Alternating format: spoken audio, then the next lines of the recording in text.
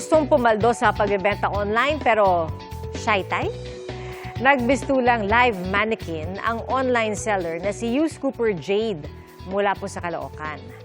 Aminado si Jade na mahiyain talaga siya. Kaya niya naisip na itong paraan para makabenta. Malaking tulong daw ang pagsusot niya ng full body mask para hindi manginig ang boses habang nagla-live. Benta naman ang kanyang paandar, kaya naman ang kanyang mga parokyano, todo sa pag-mine. Pabiro pang komento ng ilang netizens, POV, mga manikin sa mall tuwing 3 a.m. Ang diskarte ni Jade patunay sa kasabihang, kung gusto, may paraan. Mga kapuso, maging una sa saksi. Mag-subscribe sa GMA Integrated News sa YouTube para sa iba't ibang balita.